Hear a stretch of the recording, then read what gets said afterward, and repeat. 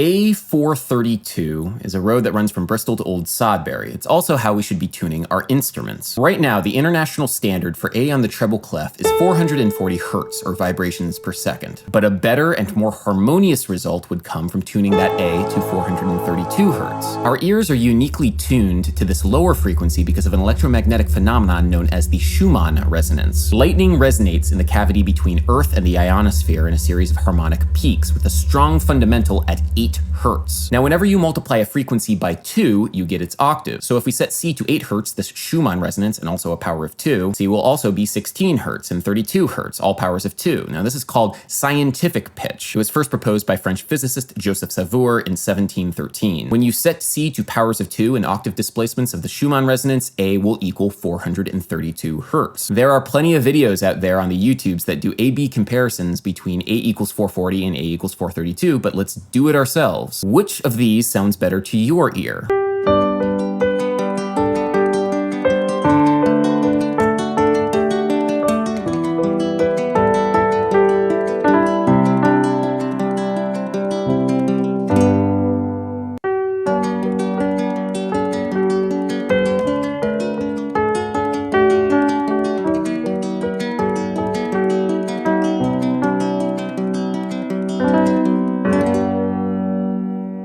Aesthetically and scientifically, it is preferable to tune to A equals 432 hertz. We have a deep connection to this tuning because it more accurately reflects the vibrational frequencies in the universe around us.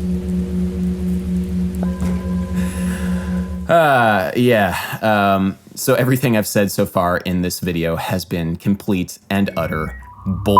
There are a lot of misconceptions around pitch standards out there on the internet, especially concerning tuning down to A equals 432 hertz. Thinking that tuning A to 432 hertz reflects some sort of sacred geometry is kind of like a flat earth theory for musicians, an internet hive mind worldview that has absolutely no basis in reality. Now, there definitely is such thing as the Schumann resonance, which has been used to justify all kinds of new age, but its fundamental is generally a little bit lower at 7.8 hertz, and so it doesn't actually reflect a scientific pitch. Scientific pitch does exist, but when you calculate A through scientific pitch in modern equal temperament, you get 430.4 hertz, not 432 hertz. What gives? Well, the strangely apocalyptic think tank known as the Schiller Institute has been the chief proselytizer for A equals 432 hertz in the modern era. They disingenuously use some fuzzy math. Practicing fuzzy math again. Calculate a value of 432 hertz for A by using Pythagorean tuning instead of modern equal temperament. Well, hold on there. I just found this table on the internet that proves it.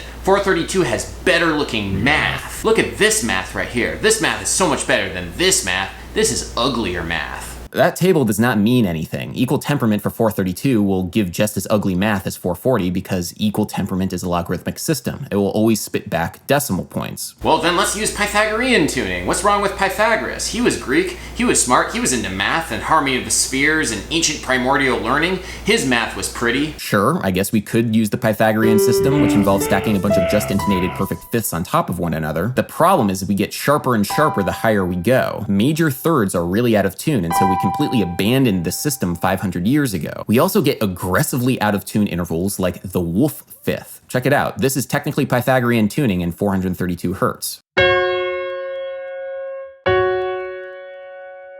Was that A equals 432? That's supposed to open my third eye? Yeah, that's what it is. Once you start investigating any of the claims that you might find about A equals 432 with any degree of rigor, they either fall apart or start veering into conversations about intonation and temperament, which is far beyond the scope of cheap New Age truisms. Okay, but when you played those two examples earlier, I did like the 432 version a lot better than the 440 version. Well, funny thing about that, you didn't listen to a comparison of 440 and 432, you listened to a comparison of 440 and 428. Any preference for the 428 version is simply because it was tuned lower relative to the 440 version, and things that are tuned lower sound warmer and less strained. If I asked you to tell me if this note was tuned to A440 or 432, would you be able to tell me without a reference? Unless you are one of the rare people with perfect pitch, you do not perceive absolute frequencies. Instead, you as a human perceive the relationships between frequencies. You can easily tell the subtle differences in pitch between two musical examples and then make value judgments about them,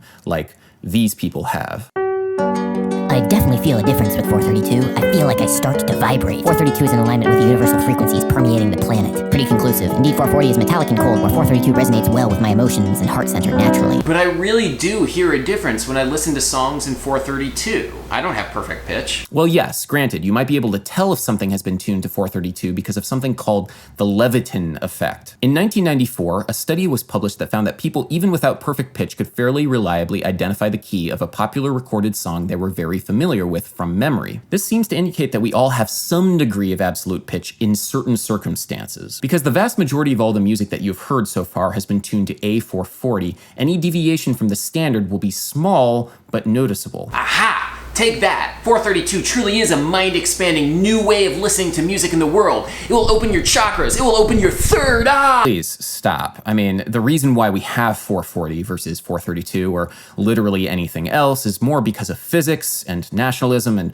also singers bitching about keys than any sort of new age sacred geometry. The musical note A originally was just set to the lowest notes that monks were supposed to sing when they were singing Gregorian plain chant. This was not particularly precise. A could mean whatever the hell you wanted it to mean and varied wildly from town to town and country to country. In 1711, John Shore invented the tuning fork, which was the first step to standardization. Surviving tuning forks from the era put A around 400 to 420 hertz, but that would change wildly in the centuries to come because of something called pitch inflation. When a pitch standard is established, alternative pitch standards will sound, well, quite different to our ears. 18th century musicians were used to a much lower A. When people started experimenting with higher tuned A's, they found them more exciting and brighter. This can be quantified mathematically by something called the spectral centroid. Anytime you hear a note, you'll hear upper harmonics vibrating along with the fundamental. The spectral centroid is the mathematical average of all of these harmonics, and we perceive this average as timbral brightness. So the higher the pitch, the higher the spectral centroid, the objectively brighter something is. Soon those higher tuned, higher spectral centroided A's became the new standard, and so even higher tunings for A were sought. Much the same way that we have lived through an epic of guitarists tuning their guitars lower and lower, the 18th and 19th centuries brought an arms race among orchestras to see who could tune the highest. London orchestras tuned their A as high as 455 hertz. There was pushback because singers were becoming more and more strained with the higher pitch standards. Instruments can be tuned up, but the physiology of the human voice remains the same. And so, in order to combat pitch inflation, the first international standard for A was set in 1859 by the French government to 435 hertz. Even still, this was too high for the Italian opera composer Verdi, who preferred his A to be tuned to 432 hertz. At a 2001 production of Verdi's La Scala, Placido Domingo said, "It would have been better to lower it to A432 as Verdi himself demanded. Why should we singers suffer? Lowering the tuning allows singers to save their voices." So it's Verdi who we can blame for all of this nonsense the Schiller Institute has been promoting about A equals 432. But for Verdi, well, he was a composer and a musician, and composers and musicians just care about two things. Does the music sound good? And how can we keep the singers from being complete divas? Tuning A to 432 hertz checked off both boxes for Verdi, and so he went with that tuning. Now, the French A435 was considered too low for the British. They wanted to factor in pitch changes due to temperature, and so calculated that their A should equal 439 hertz to sound the same as a French 435A. A few scientists complained that 439 was a prime number and would be hard to replicate in laboratory conditions, so that number was bodged up to 440 hertz. This standard was soon adopted by American instrument manufacturers in 1926, which caused A440 to become more and more popular as American instruments were exported. The A440 standard was set in stone in 1955 by the International Organization for Standardization. Incidentally, you can buy A440 from the ISO for 38 Swiss francs.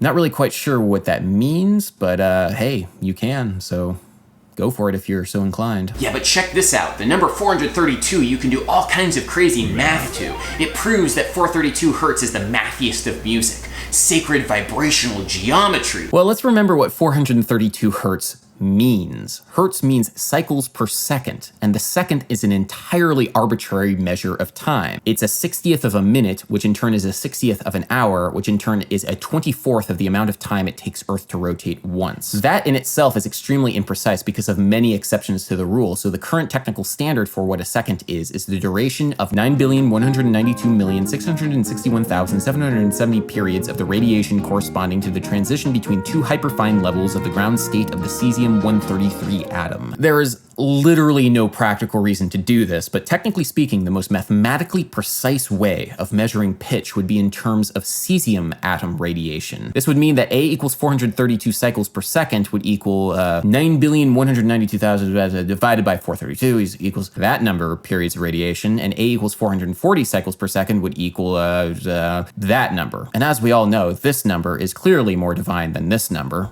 Pitch is arbitrary because it's based upon a standard that itself is an entirely arbitrary number of radiation periods in a cesium atom. And that's okay because we don't perceive pitch in a vacuum. When we listen to music and when we play music, we experience and react to the relationships between notes, the ratios between frequencies and not the absolute frequencies themselves. That said, there are a couple of practical reasons why you may want to experiment with tuning a little bit lower, whether it's to A432 or anything, really, it doesn't really matter. The LEVITIN effect might suggest that we have long-term exposure to 440, and any deviation from that will yield new and surprising results. And also, it might be easier to sing certain things a little bit lower than strain ourselves with high tuning. Beyond that, there really isn't anything to A equals 432 hertz. It's the new age snake oil for the internet musician. And like any snake oil, you can buy it now. Yes, you can get true 432 hertz music for the low price of $19.95. Who could resist?